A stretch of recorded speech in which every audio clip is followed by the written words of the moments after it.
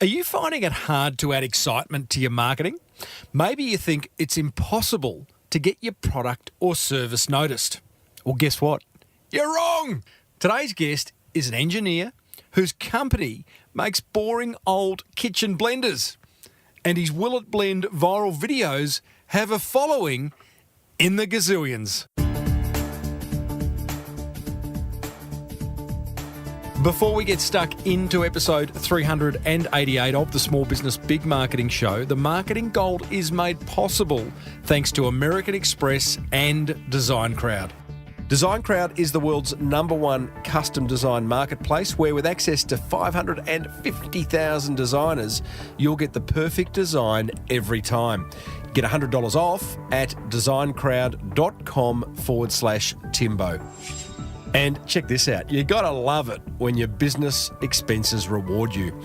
When you apply for an American Express Business Explorer credit card by November 30 and spend $3,000 in the first 3 months from the card approval date, you'll receive a bonus 100,000 membership reward points. Search Amex Business to find out how. New American Express card members only, terms and conditions apply. I always wanted to do that. Well, I said, welcome to a small business marketing show where successful small business owners share their souls to take your marketing straight to the lead. Now, here's your host, Mr. Timbo Reid. And welcome back to the Small Business Big Marketing Show, Australia's #1 marketing podcast, as ranked by the Apple iTunes Store. Thanks, Apple. I'm your host, Timbo Reid, but you... infinitely more importantly, you're a motivated business owner and you are ready to crank out some great marketing to build that beautiful business of yours into the empire it deserves to be. And that is why this show exists. And I've got a big show for you today, as per usual. One of the original viral video marketers, Tom Dickson from Will It Blend fame, joins us. I'll show you how to get your first 153 email subscribers, and we go back into the vault, revisiting a chat I had with a woman who's built a very, very successful retail business thanks to big boobs. Trust me, it's not one of those kind of shows, I promise. It's got some marketing insights. As per usual, team, there's marketing GOLD and the occasional dad joke dripping from the ceiling over here at Small Business Big Marketing's HQ. So let's get stuck right in.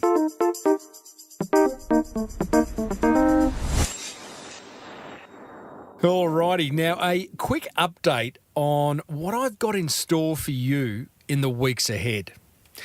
You and I are going to meet some amazing business owners, including Stu McGregor, who's launched 4 Pillars, which is a premium Aussie gin brand. Cubicle Escapee Irene Falcone is going to join us. 3 years ago, she started an e-commerce store selling toxin-free products, and in her 3rd year is turning over $20 million. We find out how she's done it. And we're going to catch up with TV and radio legend Richard Stubbs, who's going to share the secrets to a great interview. For any of you business owners out there thinking of maybe doing a podcast or YouTube channel and integrating interviews into it. But right now, speaking of YouTube channels, let's meet today's successful business owner, Tom Dickson. You're going to love this. Tom's the owner of BlendTec, an American business that manufactures high-quality kitchen blenders. Now, like all business owners, his biggest concern was how to get more customers. So he started to video himself using his blenders to blend all sorts of objects that really, really should not be blended. I'm talking iPhones, I'm talking golf balls and glow sticks. We're talking extreme product demonstration here. Well, these Will It Blend videos went viral and BlendTec started to smash all sales budgets month in, month out. Now, I first ran this interview 6 years ago. So Tom's YouTube stats we refer to, although huge back then and even would be huge now, are a little dated. Here's where he's at today. Tom's most viewed video, in which he blends an iPad, has had 18.5 million views, and the BlendTec YouTube channel, remember BlendTec's just a blender manufacturing company has 892,000 subscribers. All right? Not bad for a company that makes a kitchen appliance. So I started off by asking Tom, will it blend?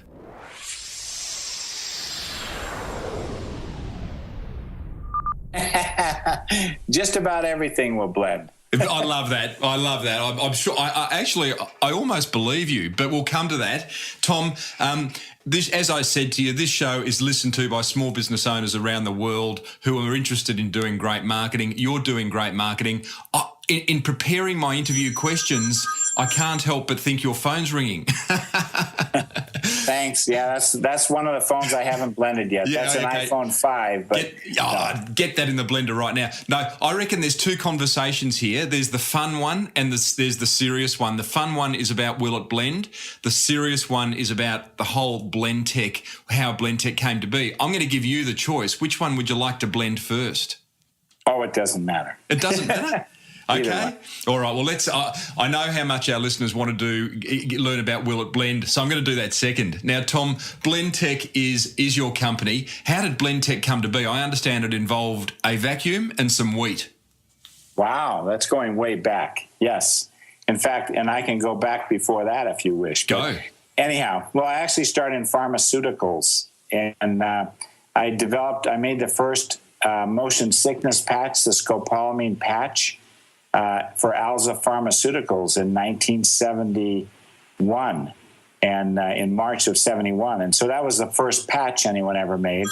And then I got off into, and also the only intrauterine device that's been on the market for the last almost 40 years, when the Tatum T, Copper 7, Dalcon Shield, all those other devices were taken off the market. The only one that stayed on was the Progesticert, and that's because it had progesterone in it. So a day and a half's worth of oral hormone lasted for 2 years in the uterus. So anyhow, I started in pharmaceuticals, and then I ran some wheat through my wife's vacuum cleaner, and I was starting a wheat packaging company on the side, ran the wheat through a vacuum cleaner, blew it out into a pillowcase, and it came out all broken up, which is not what I wanted, but I thought, wow, that's pretty interesting. If I could make a wheat grinder, a wheat mill with a $10 motor instead of a $150 motor, that would be a major breakthrough in turning wheat and other grains into flour.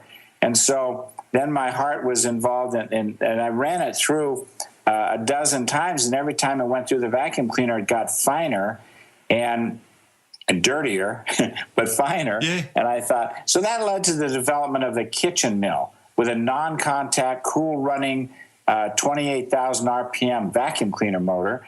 And I've sold over $50 million worth of those over the years. So Tom, you're by trade an engineer who just loved to tinker and every now and then came across something that you thought would change the world.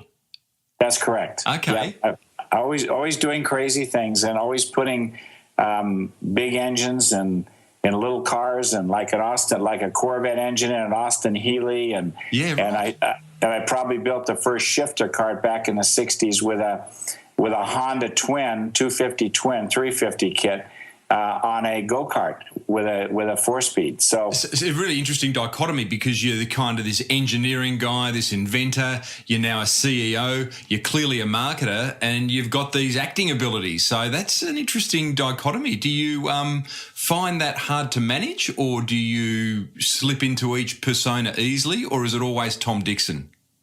It's always Tom Dickson. It's always Tom Dickson. Well, I'm ADHD and I'm dyslexic. So going through school, I could hardly read. And to this day, I have trouble. I mean, I can read backwards as well as forward. And it's just, I got a goofy mind.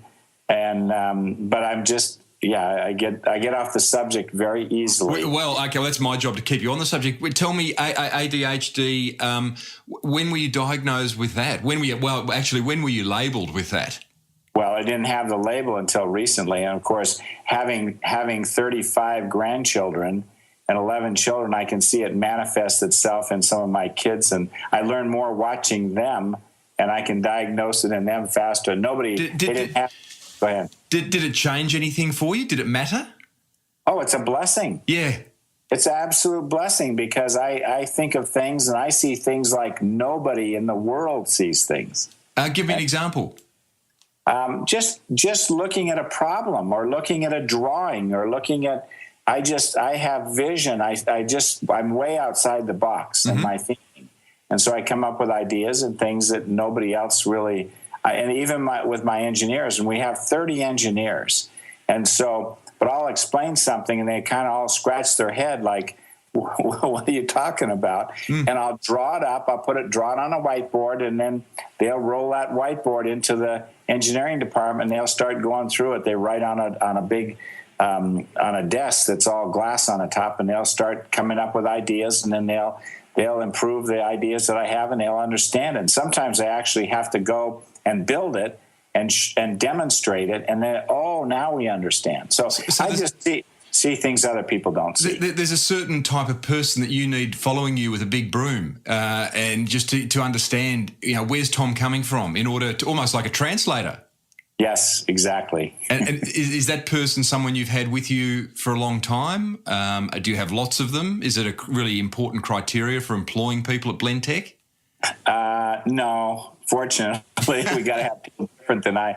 No, I think that Dick Galbraith, who has a PhD in psychology, who's looking in my door right now. I just walked up, and he's got in his hand a piece of paper and rolled up, and he's looking through the door, looking at me like, who are you talking to? So, but he's a professor, university professor, and teaches memory and so on at the university level in psychology. But he understands me very well, and I've known him. We used to ride motorcycles together, Triumph motorcycles together when we were in high school, and I used to race motorcycles. So that's how I grew up, and he kind of followed me, and he's been with me ever since. So he's kind of he understands me well, and he kicks me under the table if I say something too bad.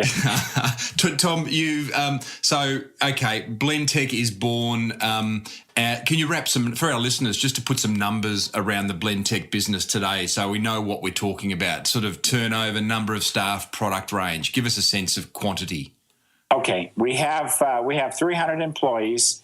We're on 8 acres and 270,000 square feet, and so we have a lot of space. We're 90%, our blenders and our dispensers and so on, 90% made here in the USA, and even with the help of our Aussie friends, we're able to perfect that board.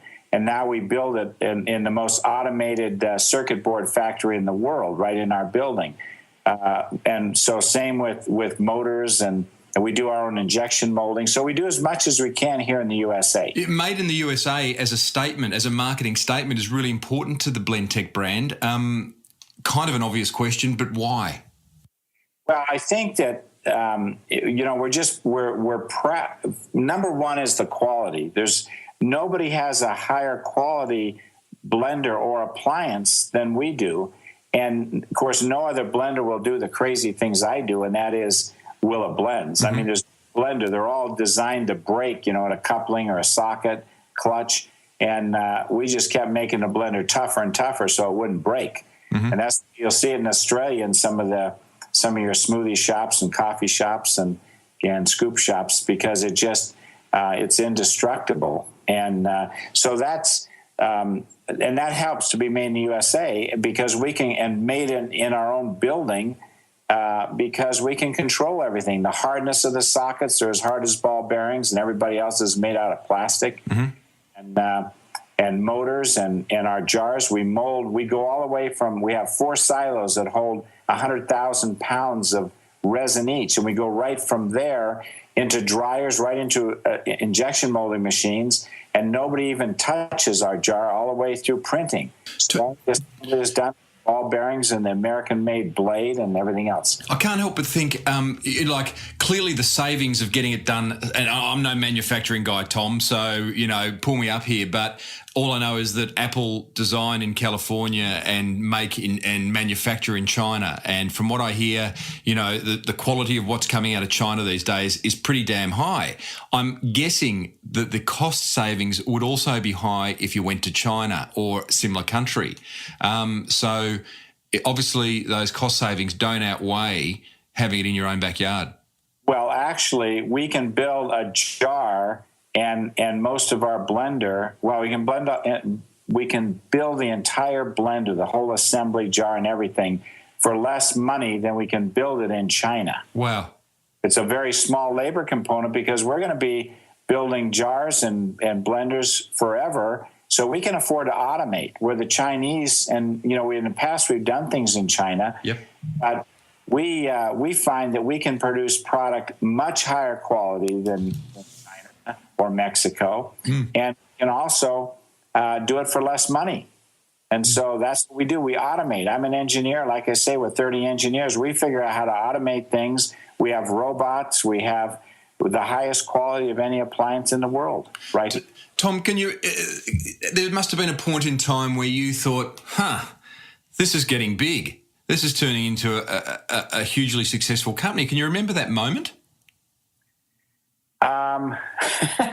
No. I guess when the Will It Blend thing hit and our sales went up 1,000%, I think maybe that was a kind of a tipping point.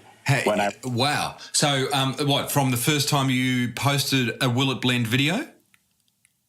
Yeah, I think then I really realized after the week. And, that was kind of I didn't understand that. That was 7 years ago in October. And my marketing guy came to me and said, hey, and he was new. And see, we don't put money into marketing. We put our money into manufacturing and engineering. And so, and that's the problem. I thought that if we're in Starbucks and Jamba and all these major outfits all over the world, these venues, that people would see our products demonstrated and know that they're the most reliable ones in the world. Mm-hmm. It'd be the path to our door to buy product for their home. And that wasn't quite true. But we kept building better and better equipment, and people really weren't aware of it. And then I finally hired a marketing guy, George Reid, and he came to me and said, hey, he saw me blending some 2x2s or whatever, trying to break the blender. And so he said, and he's asking someone, what's he doing anyway? And so he came to me and said, what's my budget? And I said, you're the budget. He said, how about $50? And so I said, okay. So he bought a rotisserie chicken, a 6-pack of Coke and some marbles and a rake handle and a bunch of stuff. And he said, hey, let me video, with a handheld camera, let me video you blending some of this stuff. So we we filmed some videos, and he came to me about 5 days later and he said, hey, Tom, we hit a home run. We have 6 million views on YouTube. 6 days later? Yeah, and 5 days later, and 6 million views. And he said, yeah, we hit a home run on YouTube. And I said, YouTube? And it was. So now I know. Now I'm their oldest celebrity, I guess they call me. Did the Wright fellow, amazingly, he was right. He lived up to his name. Did he seek permission to put those on YouTube? Because let's talk about Will It Blend. I have a few more questions about BlendTec, but hey, we'll come back to that because I know listeners are desperately wanting to hear about Will It Blend. And one of the things with Will It Blend, Tom, it's such a big idea. From a marketing point of view, it's a big idea. It's an obvious idea. It's also a very brave idea. Did the marketing fellow seek permission to put them on YouTube, or did he just go and do it? Well, I think he did it initially just to show our own employees, which we probably had 100 of or so, 150 of at the time, just to show them how tough our blender was and just to document some of the things that we're doing in-house. And then I guess it dawned on him and a couple of other people, wow, let's put this up on this new venue, this new YouTube thing. And so anyhow, the rest is history. And, now we're the number one viral marketing, according to Ad Age in the world. And there's, I think the 38th book just came out a marketing book that talks about the phenomenon that this thing really is and what it's done for our sales and so on. Can you wrap some? So Will It Blend listeners, for those who are kind of going, what are you talking about? Tom, BlendTec post videos on YouTube on a regular basis where Tom blends anything. Tom, you can kind of describe it better than me. Do you want to wrap some numbers around it? Tell us what you've blended. Well, there's about 125 videos up, something like that, and we have about 500 million views, so 500 million views, both on YouTube, our own site, and other places. And so, and with those 125 videos, I've blended everything from, I think the most popular one has been the iPad, which has about 16 million views. An iPhone 3, I think, has 12 or 13 million views. Just recently, we did a Galaxy. I blended a Galaxy and an iPhone 5 together, which was kind of fun. And in a week, we had 5 million views on that. So we find that some of the more popular items, especially when you're comparing one with another, you get a lot more. You get a lot of, but and some of them are pretty boring, but still, we'll get 100,000 views on those, and then we do. Occasionally, and our fans don't like this, but people like Coke and not Coke, but like Olympus and the camera folks and Nike and Ford and Fritos or Doritos and people like that will pay us a nice sum of money to feature their products. I mean, introducing a new Ford Fiesta, and things like that, and then. Sometimes our people really love it. Other times they say, wow, you've sold your soul. We can tell you're getting paid for this.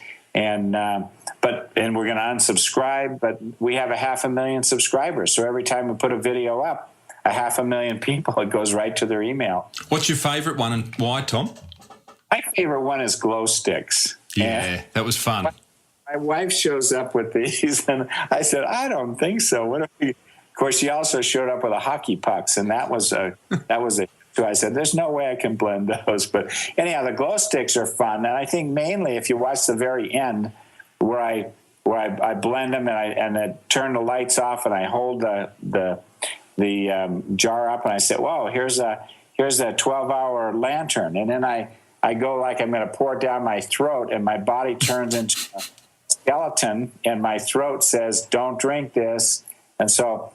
That's my favorite one, and video guy came up with all that stuff.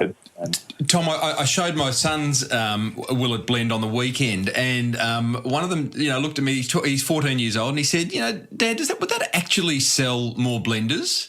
So the obviously it does, and clearly it's a massive awareness campaign. I mean, it's put you guys on the global map, not just of blenders, but of viral marketing and of a whole host of kind of different things. But how do you measure a Will It Blend video? And what is the kind of line between putting the video out and selling a blender? When we started, Tim, it was just these kids. They're average maybe 16 years old or something like that. And now, of course, here we are. Now these kids are 23, but the whole demographic has shifted. So I have people approach me that are in their 40s that say, "Oh, we show your videos to our kids." And so at first, what was the good thing that would happen is they'd walk into a store like a Costco or something where we're doing a demonstration.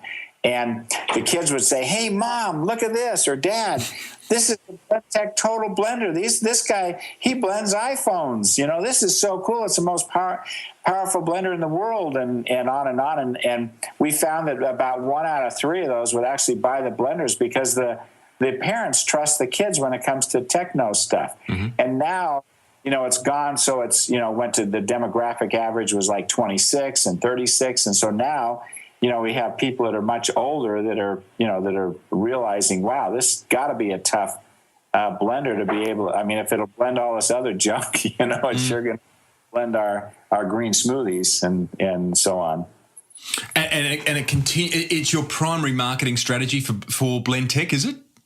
It is. Yes, it is. And it just keeps going.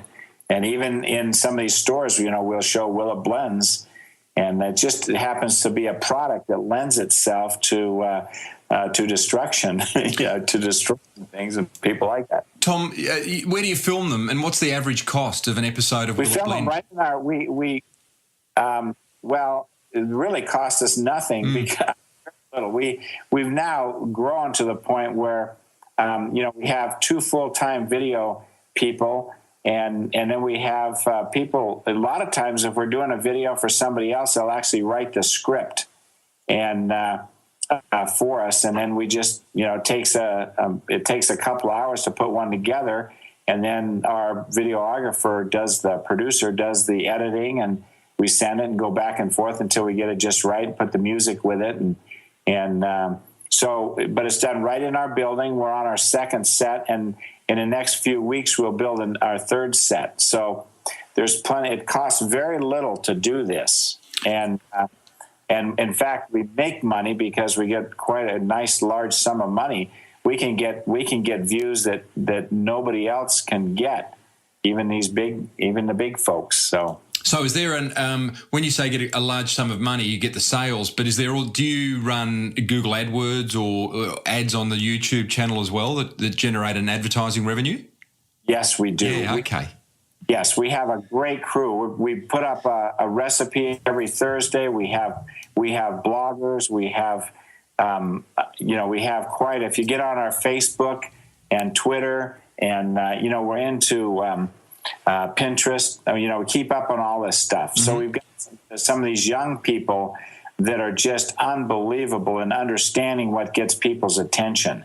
And so we have a lot of people that are tweeting about us, and we do. I just gave away. I told about how Vitamix, our main competitor, stole 10 years ago, copied our Wild Side jar, which was they have always had to use a plunger to cram stuff down into their blade. Mm-hmm. And commercially, 9 years ago, I think it was, they copied our jar exactly. And so we won a $24.15 million judgment against them for willful infringement.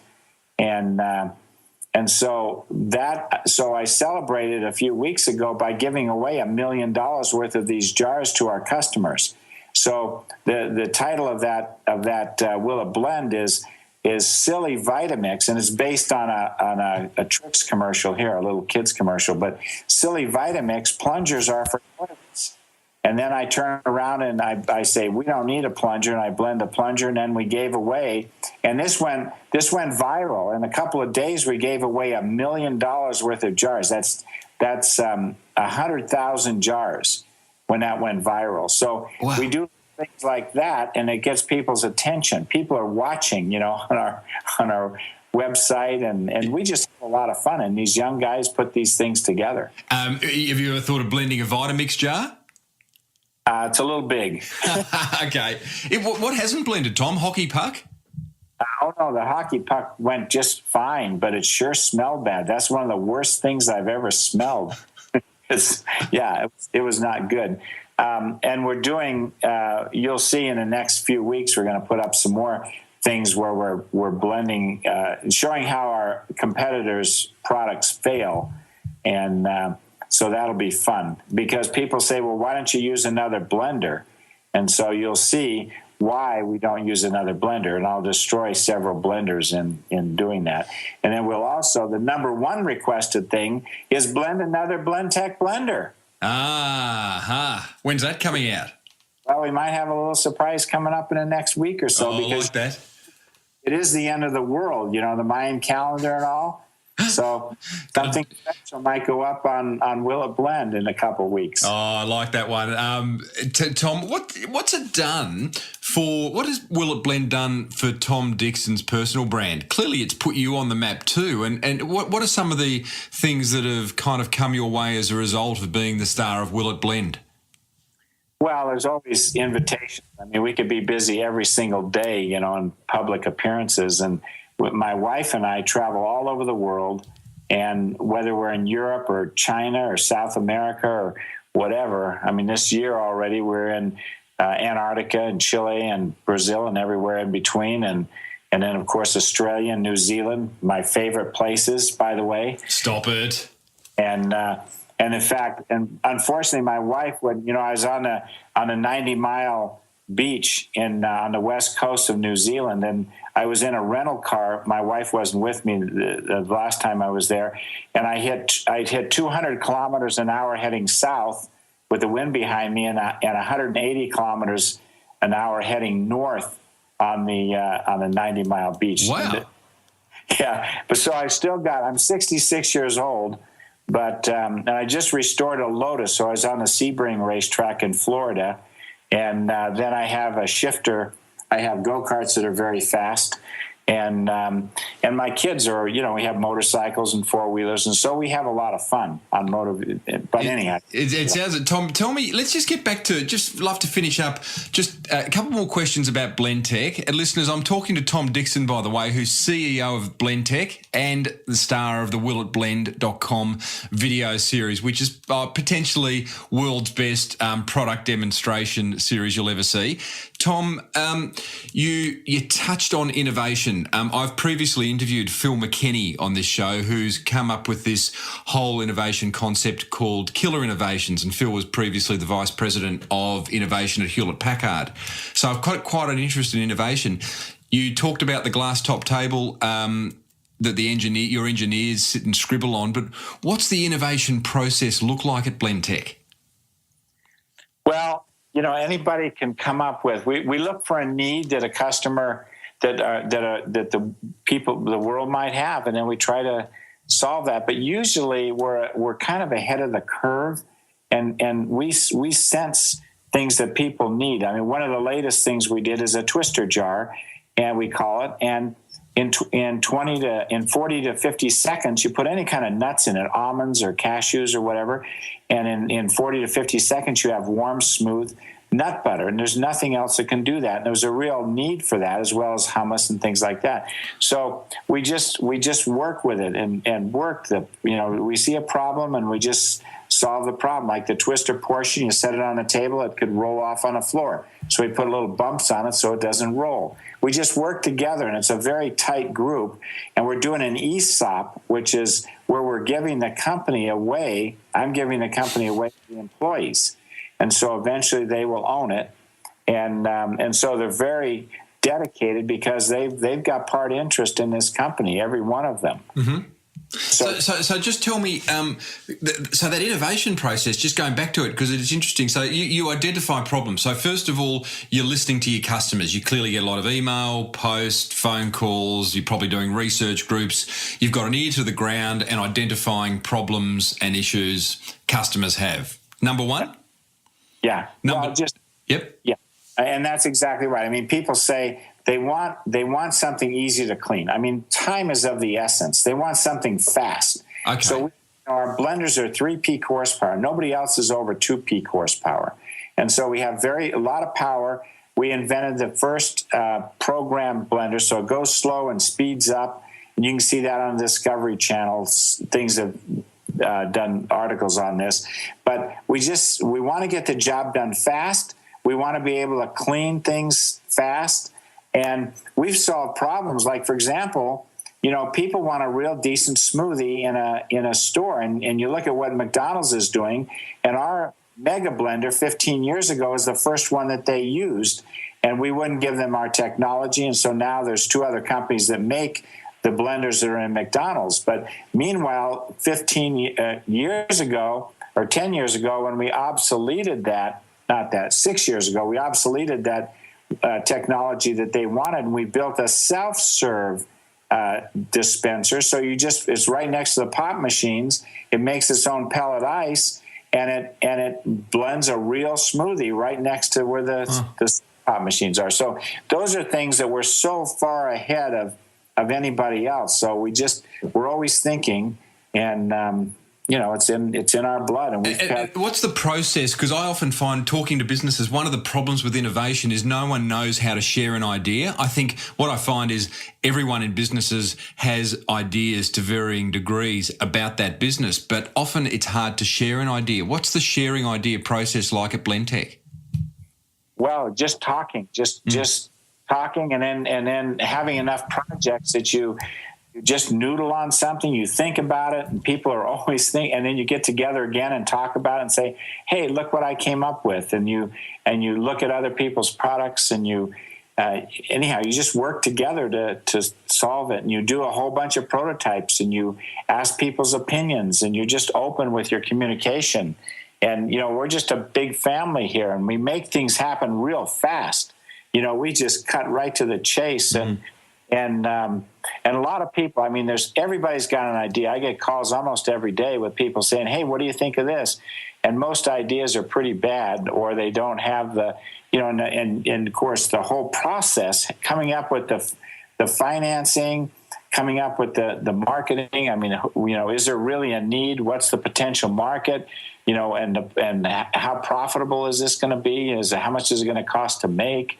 And, just all of these questions. But there's so many ideas that are bad, and there's so many people that are out there that are just preying on these people that think they have an idea, these inventor companies. And they say, oh, yeah, we can take your product to market, and they're just going to take your money and go with it because it's a bad idea, and they're afraid to tell you that. Many companies, when they get to the level of success, Tom, that BlendTec has, tempted to brand extend. Go into other areas that they're just not good at, but they've got enough money in the bank that they think, why don't we try something new? Have you been tempted to do that? Yes, a lot, and it's really risky to get out of your comfort zone and to start some other ideas. You come across someone that's a real good salesperson, and they try to sell you on some idea. But yeah, you need to stick with what you're good at, and don't at the same time you gotta there's some peripheral things that might fit into what you're doing, but try not to jump all over the place and get off in the areas that you don't belong. You got to be very passionate about what you're doing. And beyond passionate, or you're never going to succeed. And you got to have help. You got to have friends. You got to have a wife, or at least some significant other that has a lot of interest in you, not going down the tubes. What's the? It's a great story, Tom. What's the hardest thing you find about running BlendTec? The most challenging? At this juncture, just communication, but I think that I've got so much help now that, entrepreneurs start out and they just want to keep going, and they become in most cases, they become they want to be the president, the CEO, and they just can't do it. They might be innovative, but they can't run a company. And so I think it's very important for people to realize when it's time to cut loose and find somebody that you can trust, to run the company. And so I've got so many people, that I can trust to run the company. I can take off from, for weeks and everything's going to be okay. Maybe the progress in engineering or development might not be quite as fast, but they got plenty to do when I'm not around. I cause so much trouble when I'm here. So that's all about surrounding yourself with the good people, understanding what your strengths are and filling in the gaps. Exactly. Well put, Tim. You love it. And Tom, you also, I've read, you have very high levels of employee engagement, on par with much bigger companies from what I can tell. You have a plan to hand the business over holus bolus to the employees. That's good incentive. What else do you do to keep them in love with BlendTec? Well, we're self-insured. We have our own doctor and nurse. We have a fitness center. We have 2 massage therapists that we charge our employees $10 for an hour massage. We have a fitness center with a trainer. We have all sorts of contests. We pay out a lot of money to those people who lose weight and quit smoking and other things that are. And we have our own almost $1 million restaurant in-house. With chefs and wonderful food, and we have a licensed therapist. When I say that, what am I saying? Psychologists? Dietitians. Oh, yeah. Not psychologists, no. We try to help each other with our psychology. We got dietitians licensed on staff and just people trying to help we're trying to be healthy. We're trying to lower our costs. I mean, we have by being self-insured. We're hiring a dentist and a hygienist. Wow. And a chiropractor. And so we just want everybody to be healthy and happy. And it's a resort, not a workplace. Well, yeah, people work. They want to. They have a lot of fun at the same time. We do a lot of things together as employees. Tom, I'd just like to finish with saying, like there is, I think in today's world, the opportunity to bring ideas, not only to come up with ideas, but to bring them to market quickly and easily. There's never been a better time. There's a lot of people out there. I know there's a lot of people listening, including myself, who have ideas every day and are entrepreneurial by nature. What's your advice to people like that? Oh, just keep the passion, work hard, and you're right. This is the best time in the history of the earth to be entrepreneurial, to come up with ideas. There's always a better way to do everything. So find out what you like, and surround yourself with the very best people, and be honest. And that's one thing with this viral campaign. You can't do anything dishonest because it's out there forever. It'll ruin you. So, but in your relationship with your fellow men, you just have to be honest in everything you do. That's great advice. Tom Dickson, it's been an absolute pleasure having you on Small Business Big Marketing. I was excited from the moment your guys said yes to you coming on. I really appreciate you spending the time and sharing that wisdom, because I know it's going to benefit a lot of our listeners and answer a lot of questions in their mind about so many aspects of marketing and being an entrepreneur. So thanks so much. Could you finish with a Small Business Big Marketing, will it blend? Sure. And thank you. The pleasure's mine. And will it blend? That is the question.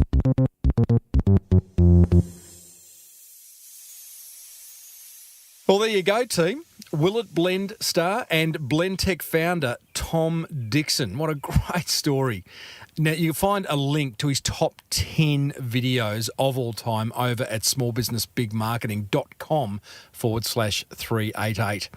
Coming up, I'm going to share my top 3 attention grabbers from that fireside chat with Tom. Plus, I'm going to show you how to get your first 153 email subscribers. Cheap, quick, great. I used to work with a designer who'd force me to choose 2 of those 3 options whenever I wanted something designed. As a small business owner with limited funds, it drove me nuts that I could never have all 3. That's why I love Design Crowd. You see, Design Crowd is a website that helps startups, small businesses and marketers outsource custom design, from logos and business cards to websites and landing pages. In fact, Design Crowd gives you access to over 550,000 designers from Sydney to San Francisco, ready to help you with awesome creative ideas. Here's how it works. You post a brief describing your design need. Within hours, you'll receive your first design, and over the next 3 to 10 days, a typical project will receive 60 to 100 different designs from designers around the world. You then pick your favourite, make any changes, and pay the designer. You know, whether you're an entrepreneur looking to set up your brand or an established business that needs marketing collateral designed, Design Crowd is your answer. For a special $100 VIP listener offer, go to designcrowd.com/Timbo or enter the discount code Timbo when posting a project. See?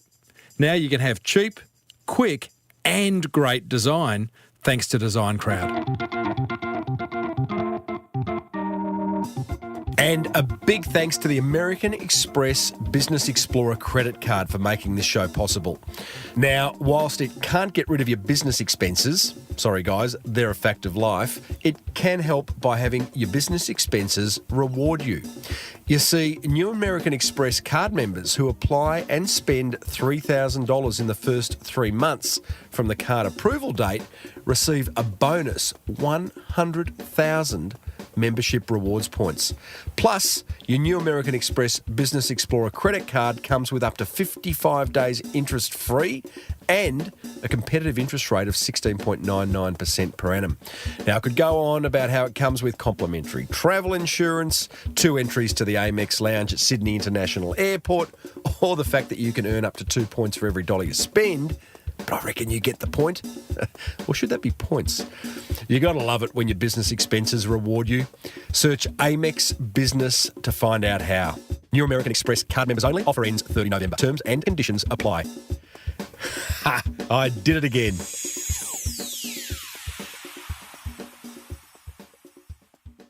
Righto. My top 3 attention grabbers from that chat with Tom Dickson of BlendTec, thanks to American Express and Design Crowd.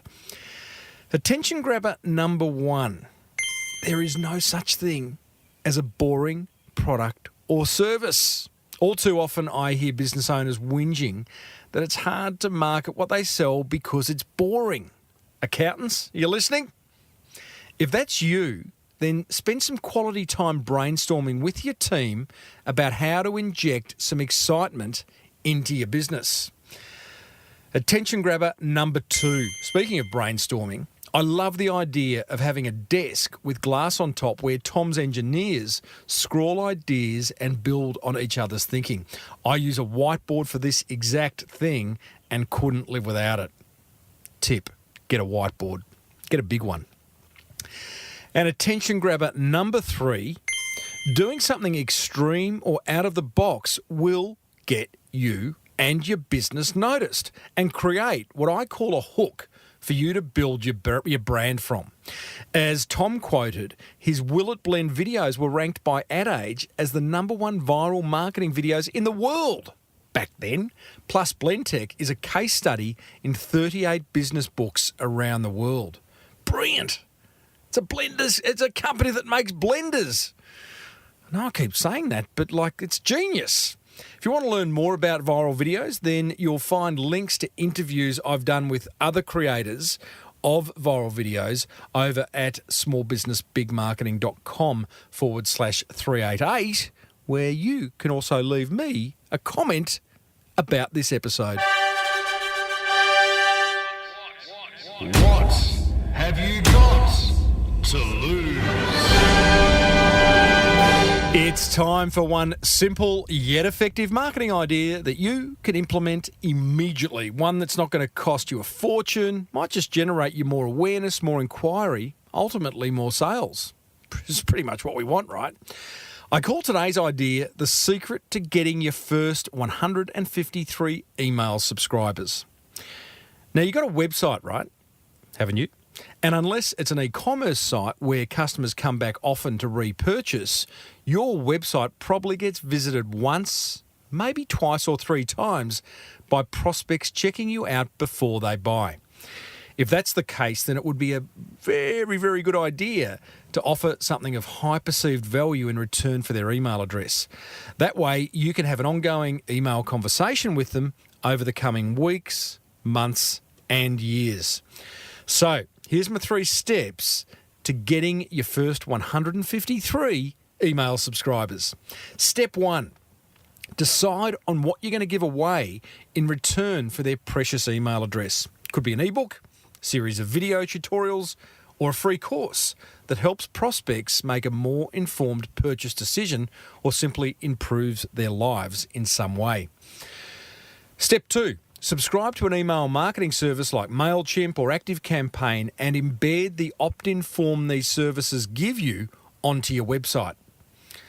And step 3, set the form up so that when someone completes it, they are automatically emailed your free giveaway. Then, as your list grows, you can choose to manually send broadcast emails to the entire list with special offers, helpful tips, or useful news about your business. And here's the pro tip. If you think email marketing is dead, then lose that attitude. It's holding you back. Any marketing done well that's helpful by nature will be welcomed by the recipient. Well, that's my 3 steps to getting your first 153 email subscribers. You can head over to smallbusinessbigmarketing.com/388, where you'll find a link to this post, plus some additional resources to bring this idea to life, including how to write high-converting emails and 9 irresistible incentives to grow your email list like crazy. You can also buy a copy of my marketing book, The Boomerang Effect.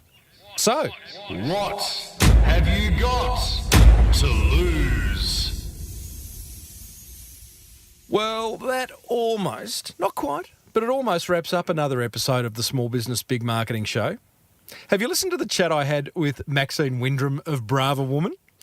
She got my attention with an email saying, and I quote, "Timbo, our business is big boobs," and grew from personal experience of feeling humiliated as a teen because there was only one bra to fit my oversized bust.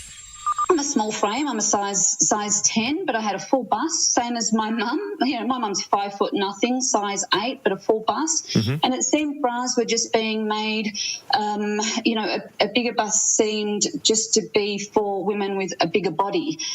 So there were no bras for smaller frames. So there was just one bra that fit me in the department stores. It was what we call a granny bra. You know, it was nude, it was embroidered, it had really thick straps, where my friends were in these pretty little bras with thin straps, and there were not many options at all.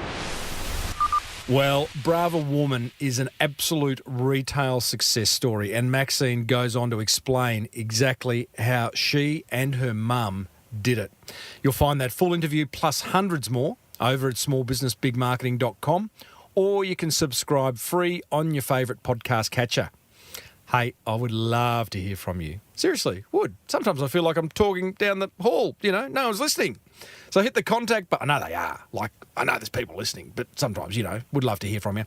Hit the contact button over at smallbusinessbigmarketing.com, where you can email me, connect with me on social media, and you can grab a signed copy of my book, The Boomerang Effect. Be sure to check out the American Express Business Explorer card. If you love the idea of your business expenses rewarding you, all you need to do is search Amex Business and check out Design Crowd. It's red hot.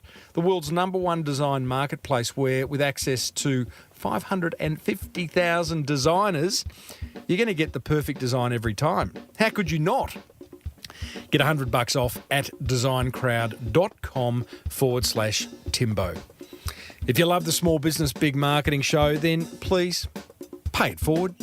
Let another small business owner, maybe a big business owner, know about it by grabbing their phone and opening up the podcast app, finding my show, Small Business Big Marketing, and hit subscribe. They'll love you forever.